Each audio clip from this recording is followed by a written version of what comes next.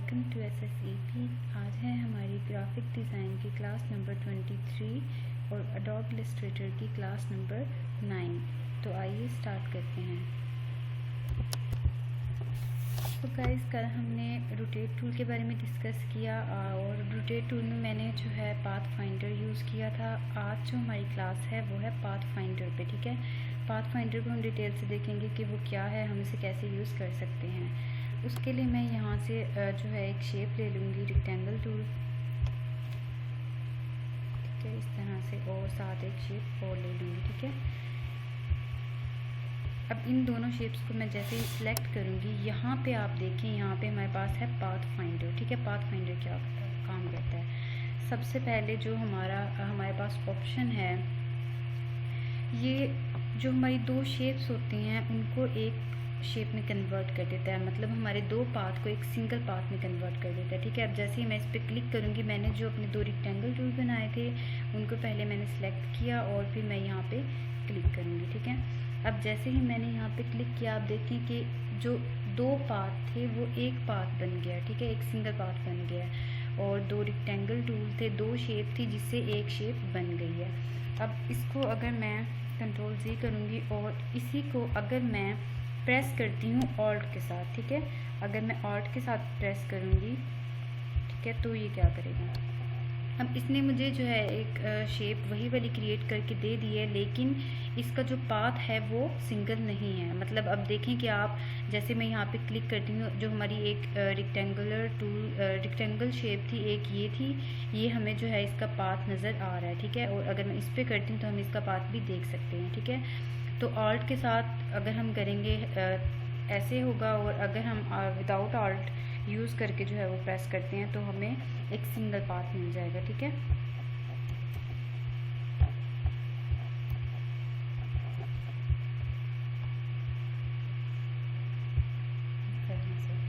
अब नेक्स्ट हमारे पास इसी तरह यही वाली जो शेप्स हैं हम दो ले लेते हैं, और नेक्स्ट हमारे पास है ये, हमारे पास ये काम करेगा, जो हमारी फ्रंट वाला शेप होगी, फ्रंट वाली हमारी जो शेप होगी, फ्रंट शेप हमारी ये है, और ये हमारी बैक जो है वो शेप है। ठीक है, वो इस शेप को माइनस कर देगा। वो कैसे करेगा? हम दोनों को सिलेक्ट करेंगे और यहाँ पे क्लिक कर देंगे। ठीक है, अब उसने क्या किया है कि वो शेप जो फ्रंट पे थी उसे माइनस कर दिया, क्योंकि फ्रंट का जो हाफ, जो थोड़ा सा पार्ट था वो बैक वाली पे आ रहा था। ठीक है, तो उसको उसने क्या किया है? रिमूव कर दिया। ठीक है, इसी तरह अगर आप आर्ट के साथ प्रेस करेंगे तो वो पाथ हमें नज़र आएगा। अब अगर हम आर्ट के साथ में इसे प्रेस करते हैं, ठीक है, तो आप पाथ देख सकते हैं। ठीक है, इस तरह से। नेक्स्ट हमारे पास में आ जाता है, इसमें भी हमारे पास दो ऑप्शन है। अगर मैं ऑल्ट के साथ करूँगी तो उसी तरह से ये मुझे पाथ जो है वो दो पाथ मुझे नज़र आएंगे। ठीक है, वो होंगे तो नहीं, लेकिन जो है मुझे जैसे ही मैं उस पाथ पे ऐसे क्लिक करूँगी मुझे वो नज़र आएंगे। ठीक है, अब इस पर अगर मैं क्लिक करती हूँ तो ये क्या करता है, जो ओवरलैपिंग होता है एरिया, उसने मुझे जो दो शेप्स थी, ठीक है, अब जैसे आप देखें ये दो शेप्स हैं, जो ओवरलैपिंग एरिया है ये वाला, ठीक है, ये मुझे दे देगा, बाकी जो एरिया है वो इसे रिमूव कर देगा।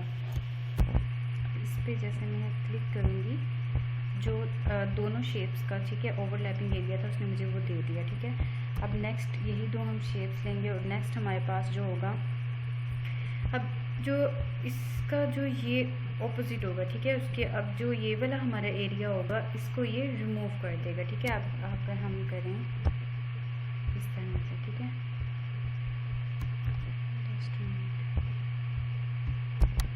अपने दोनों को मैं सिलेक्ट करती हूँ। ठीक है, और ये हमारे पास लास्ट पर इस तरह से हमें दे देगा। अब नेक्स्ट हमारे पास जो पाथ फाइंडर टूल है, इससे हम बहुत से जो है वो आइकन्स बना सकते हैं। अगर हम कोई लोगो डिज़ाइन करना चाहें, ठीक है, फ्लैट डिज़ाइन बनाना चाहें, वो हम बना सकते हैं। ठीक है, हम कुछ आइकन्स अभी देखेंगे कि हम कैसे बना सकते हैं। अब हम इसी को पहले लेंगे, मैंने दोनों को दोबारा से पहले हम कंट्रोल Z कर लेते हैं। ठीक है, और इसमें हम एक कलर कर देते हैं कोई भी।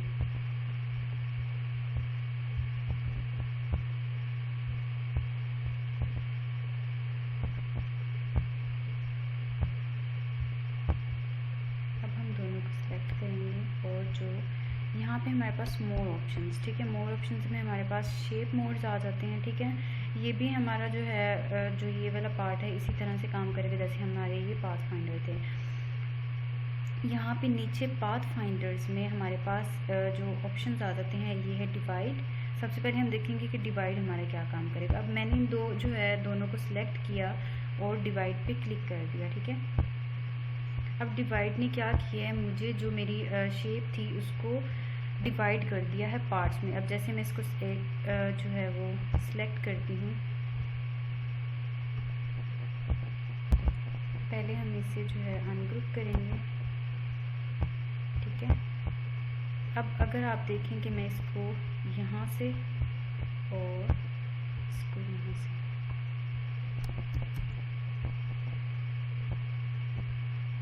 ठीक है। अब उसने हमें क्या किया है, डिवाइड जो है हमने यूज़ किया था उसने हमें 3 पार्ट्स में डिवाइड करके दे दिया, ठीक है। जैसे जैसे वो उसके पार्ट्स बन रहे थे, 2 शेप्स को हमने यूज़ किया, उसने हमें 3 पार्ट्स में डिवाइड करके दे दिया, ठीक है। तो ये होता है डिवाइड का काम। अब डिफरेंट अगर हम ज़्यादा सी शेप्स ले लेते हैं, 3 या 4 ले लेते हैं या 5 या 6 जितने भी हम ले लेते हैं, और डिवाइड टूल को अगर हम यूज़ करते हैं तो वो यही काम करेगा, हमें डिवाइड करके दे देगा, ठीक है। इसी तरह अगर हम एक सर्कल बनाते हैं, ठीक है, इस तरह से, और इसी के साथ हम एक सर्कल और बना लेते हैं। अब हम दोनों को सिलेक्ट करेंगे, सॉरी,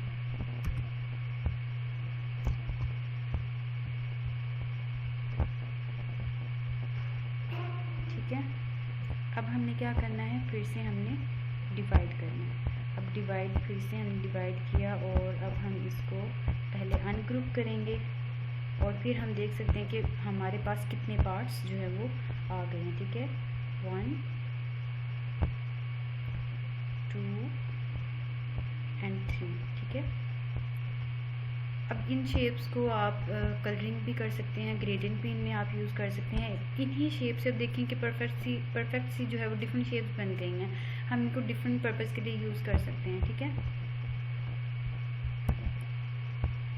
नेक्स्ट हमारे पास इसी तरह अब मैं डिफरेंट जो है सर्कल ले लेती हूँ, ठीक है।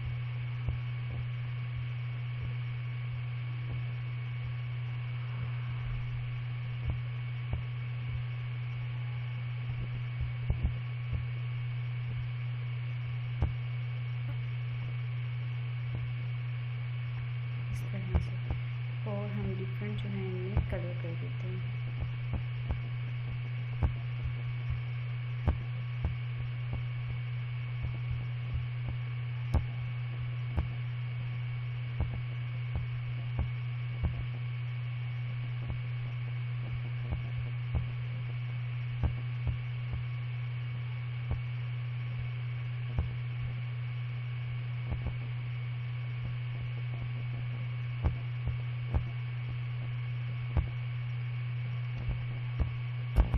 पे आप देखिए मेरे पास एक इशू हो रहा है कि मैं जो भी कलर कर रही हूँ सिलेक्ट, यहाँ पे वो कलर नहीं हो रहा है, यहाँ पे जस्ट ग्रे या ब्लैक हो रहा है। क्यों हो रहा है? क्योंकि जो मेरा सिलेक्ट हुआ है कलर्स में वो ग्रे स्केल सेलेक्ट हुआ, ठीक है। अगर मैं यहाँ पे क्लिक करती हूँ, यहाँ से मैं RGB कलर्स देखें, ग्रे स्केल कलर जो है वो सिलेक्ट हुआ, ठीक है। मैं RGB कलर सेलेक्ट करूँगी और अगर फिर मैं जो है वो कोई भी कलर करती हूँ तो वो हो जाएगा, ठीक है।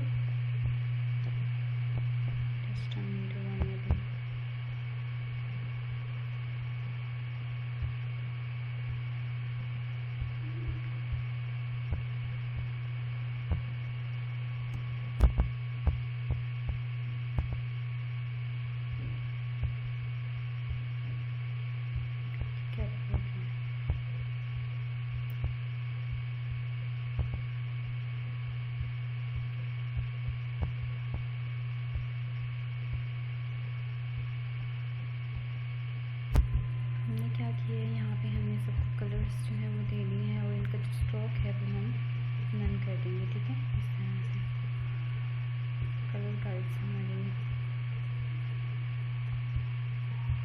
ठीक है। अब मैं यहाँ पे सबको सिलेक्ट करूँगी और यहाँ पे हमने जो है सबसे पहले हमने देखा कि डिवाइड क्या होता है। फिर अब हमारे पास है ट्रिम क्या काम करता है। जैसे ही मैं ट्रिम करूँगी आप देखें कि जो हमारे पास ये हमें नज़र आ रहे हैं कि ये जैसे हमने बनाए थे वैसे ही हैं, लेकिन ये ट्रिम कैसे हुए हैं कि अब एक शेप के ऊपर दूसरी शेप है, ठीक है। अब जैसे ही मैं इनको अलग करती हूँ, अब कोई भी मैं एक सिलेक्ट कर लूँगी, ठीक है। अब जैसे मैंने इसे अलग किया इस तरह से, ठीक है। अब आप देखें कि जो जितना इस सर्कल का पार्ट इस सर्कल के नीचे आ रहा था उसने उसे रिमूव कर दिया, ठीक है। तो ट्रिम क्या करती है, ट्रिम यही काम करती है। अब जैसे मैं आपको दिखाऊं कि अब जितना भी इस सर्कल के पीछे जो सर्कल्स मैंने बनाए थे वो बैक पे आ रहे थे, क्योंकि अब उनका तो कोई काम नहीं था क्योंकि वो तो नज़र ही नहीं आ रहे थे ना, ठीक है। वो उनका जस्ट एक पाथ था। हम जैसे ही हमने ट्रिम किया उसने उस पाथ को जो है वो उस एरिया को जितना इस सर्कल के पीछे था उसे रिमूव कर दिया, ठीक है। अब जैसे ही सबको आप अलग करके देख सकते हैं, जो एक्स्ट्रा एरिया था उसको उसने रिमूव कर दिया, ठीक है। इस तरह से हम जो है वो ट्रिम को यूज़ कर सकते हैं, ठीक है।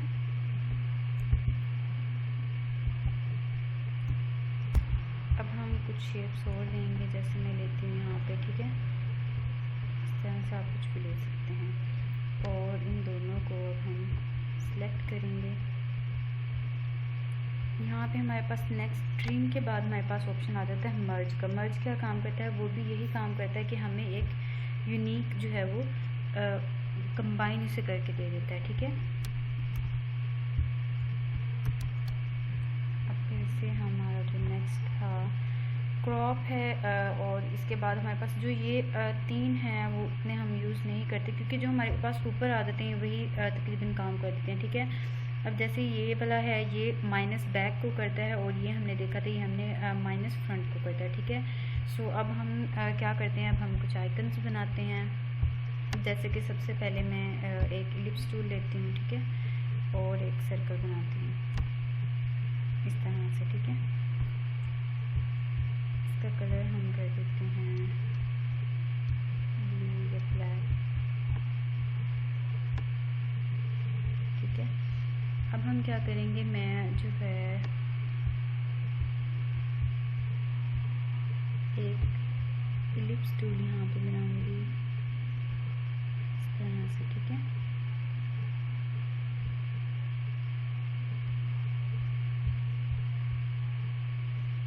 रोटेट टूल लूँगी। रोटेट टूल हमने जो है हमारी प्रीवियस जो क्लास थी उसमें हमने पढ़ा, यहाँ बिल्कुल सेंटर में, ठीक है।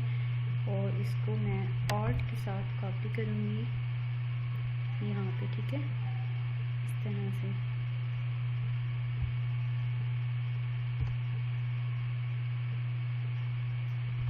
और छोड़ दूँगी अभी।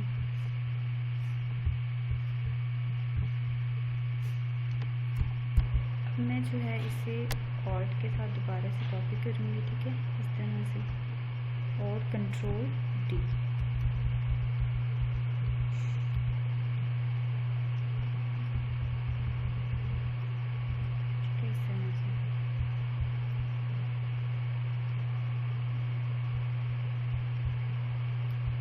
यहाँ पे मैं सेंटर में एक सर्कल बनाऊंगी, ठीक है। इसको हम बिल्कुल सेंटर में कर देंगे, ठीक है। अब इस सबको हम सिलेक्ट करेंगे और यहाँ से हम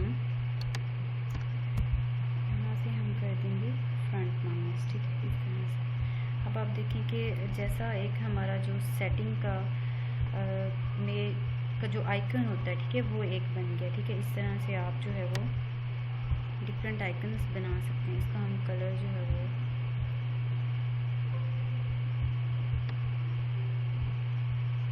ठीक है। अब आप देखें हमारा जो सर्कल है ये थोड़ा सा बिल्कुल सेंटर में नहीं आया, इसे हम मज़ीद और जो है वो बेहतर कर सकते हैं, ठीक है। तो इस तरह से आप डिफरेंट जो है वो आइकन्स बना सकते हैं। अब नेक्स्ट हमारे पास मैं यहाँ से स्टार की जो है वो शेप लेती हूँ, ठीक है, और इसका जो स्ट्रोक है वो मैं रख देती हूँ ब्लू। ठीक है। और इसकी स्ट्रोक की विड्थ हम जो है थोड़ी सी बढ़ा देंगे, ठीक है। ओके, अब इसी की हम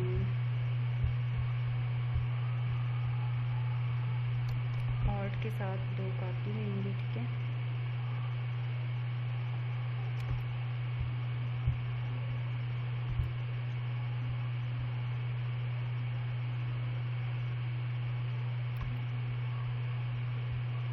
और इसे हम ले आएंगे अरेंज ब्रिंग टू फ्रंट, ठीक है।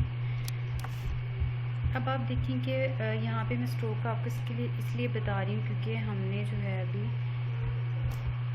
अब ये हमारे पास स्ट्रोक है, ठीक है। अगर मैं इसको ग्रुप कर देती हूँ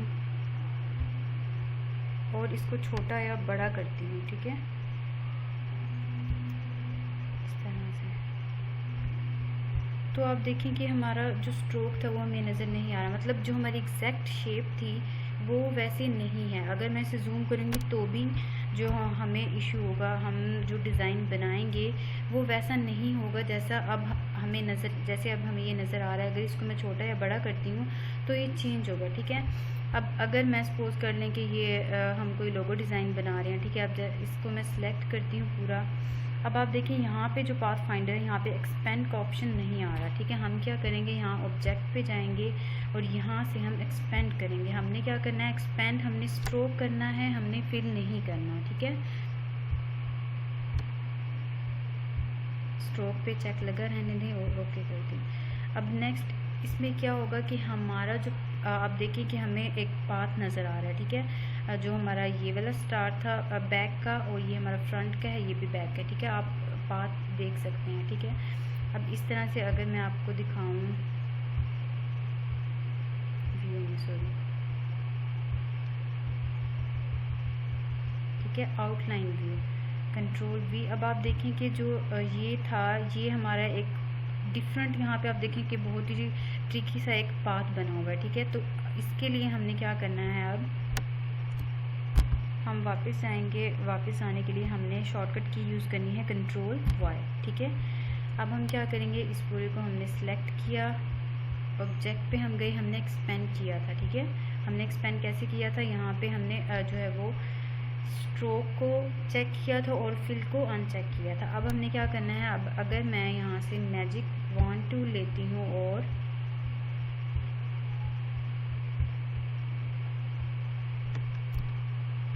पहले हम इसे थोड़ा सा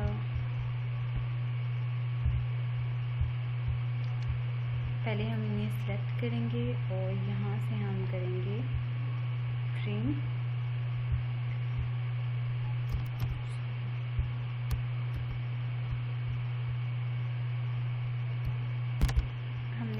पहले क्या किया हमने जो है पहले इसे ट्रिम किया।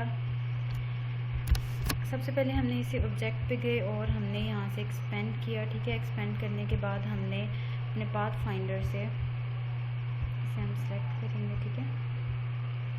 यहाँ से हमने मर्ज किया। मर्ज हम इसलिए कर देंगे क्योंकि जो हमारा ये सेम कलर है ये उसे मर्ज कर देगा, ठीक है, इस तरह से। अब नेक्स्ट हम क्या करेंगे, मैजिक वॉन्ड टूल लेंगे और जो हमारा स्ट्रोक है सिर्फ उसे हम सिलेक्ट करेंगे। सिलेक्ट करने के बाद हम क्या करेंगे, सिलेक्ट किया हमने मैजिक वॉन्ड टूल की मदद से, उसने हमारा जो ब्लू स्ट्रोक था जो कि स्ट्रोक नहीं है, अब लिया तो हमने वो स्ट्रोक था, लेकिन जैसे ही हमने उसे एक्सपेंड किया वो हमारा स्ट्रोक से फिल में जो है वो चेंज हो गया, ठीक है। तो अब हम इसे कीबोर्ड से डिलीट कर देंगे, ठीक है। अब डिलीट करने के बाद आप देखें कि हमें एक ये डिज़ाइन मिल गया। अब आप देखें कि हमारी थोड़ी सी मिस्टेक यहाँ पे ये हुई है कि हमने इनको अलाइन नहीं किया, ठीक है। तो इनकी सेटिंग अभी सही से नहीं हुई, ठीक है। यहाँ पे आप देखें थोड़ा सा इशू आ रहा है और यहाँ पे थोड़ा सा जो है वो शेप ख़राब हो रही है, ठीक है। तो इस तरह से आप डिफरेंट बहुत परफेक्ट भी बना सकते हैं। इस तरह से आप जो है वो डिफरेंट शेप्स बना सकते हैं। अब ये बहुत इंटरेस्टिंग सा एक बन गया है। अब इसका हम जो कलर है वो चेंज कर देते हैं थोड़ा सा, ठीक है। इस तरह से आप बहुत से जो है वो डिज़ाइन बना सकते हैं। अब नेक्स्ट अगर हम जो है वो आइकन बनाना चाहते हैं, ठीक है, हम ले लेते हैं रेक्टेंगल टूल,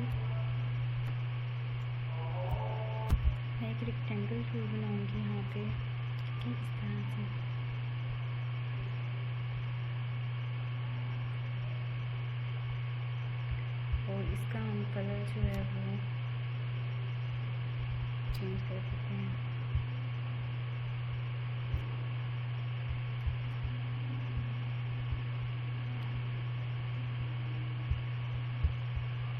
नेक्स्ट स्ट्रोक मैं एक बार रखूँगी यहाँ पे वो कलर जो हमारा पूरे हमने जो डॉक्यूमेंट में जो चीज़ें बनाई हैं उसमें ना हो, ठीक है। और यहाँ से मैं राउंडेड रेक्टेंगल टूल लूँगी और यहाँ पे इस तरह से, ठीक है। और इसका जो स्ट्रोक है वो थोड़ा सा बढ़ा देंगे हम, 4 बहुत ज़्यादा हो गया है, 3, ठीक है। अब नेक्स्ट हमने क्या करना है,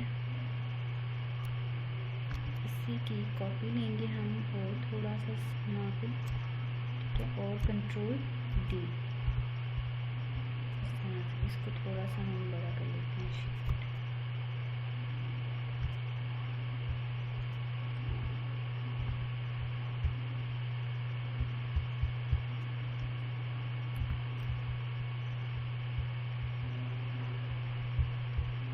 उसके बाद यहाँ से हम दोबारा अब ये हम एक आइकन बना रहे हैं, ठीक है। इस तरह से इसका भी जो है हम स्ट्रोक थोड़ा सा बढ़ा देंगे, 3, ठीक है, इस तरह से।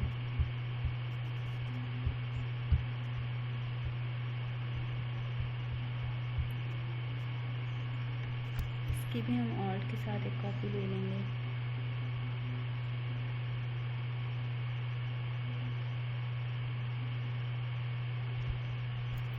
कंट्रोल D, ठीक है। सबको हम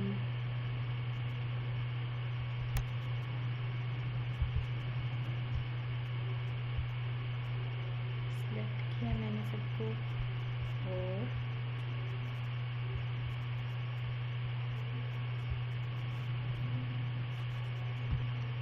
इस तरह से हम इसे अलाइन कर लेंगे, ठीक है।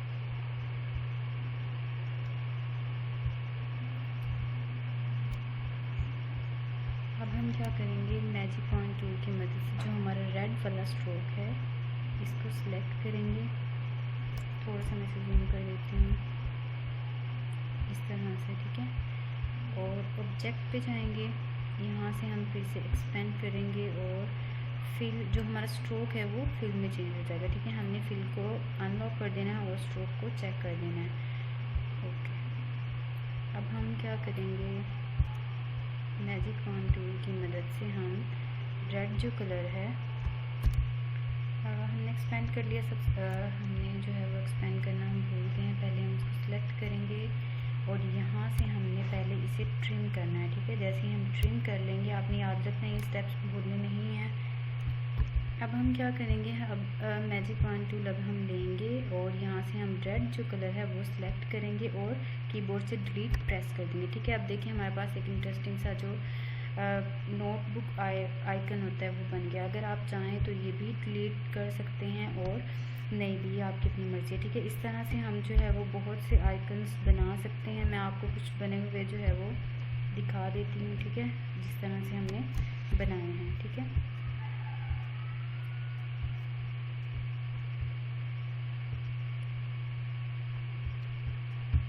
पाथ फाइंडर टूल बहुत ही इम्पोर्टेंट टूल होता है, ठीक है। इसमें जो है बहुत से हम फ्लैट डिज़ाइंस बना सकते हैं, लोगो डिज़ाइंस बना सकते हैं हम, और बहुत सी अभी जैसे मैंने आपको दिखाया कि हम कैसे जो है वो यूज़ कर सकते हैं। हमने आइकन्स बनाए, ठीक है। तो इस तरह से आप बहुत इंटरेस्टिंग सी जो है वो चीज़ें बना सकते हैं। अब अगर मैं दिखाऊँ आपको और डिज़ाइंस,